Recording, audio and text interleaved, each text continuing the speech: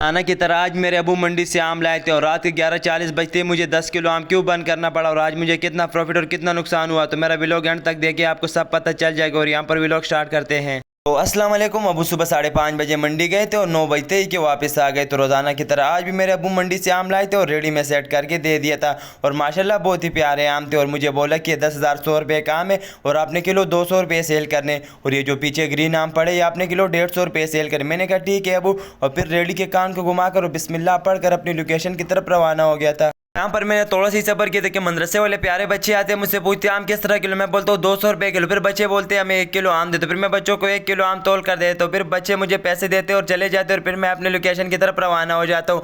तो यहाँ पर आप लोग देख सकते हैं मैं अपनी लोकेशन पर पहुँच गया जहाँ पर मैं रोज़ खड़ा होता हूँ। और फिर हम सेट करने लग गया था और हम रेडी में सेट करके माशाल्लाह बहुत ही प्यारा और ताज़ा नज़र आ रहा था। और फिर आकर अपनी रेडी पर बैठ जाता और फिर कस्टमर का आने का वेट करता हूँ। तो मैं रेडी पर बैठा ही था। फिर ये भाई आते मुझसे पूछते आम किस तरह किलो। मैं भाई को बोलता हूँ 200 रुपये किलो है। फिर भाई बोलते हैं मुझे 1 किलो आम दे दो। फिर मैं भाई को 1 किलो आम तोल कर दे देता हूँ। फिर भाई मुझे पैसे देते और चले जाते और फिर मैं काम पर बैठ जाता हूँ।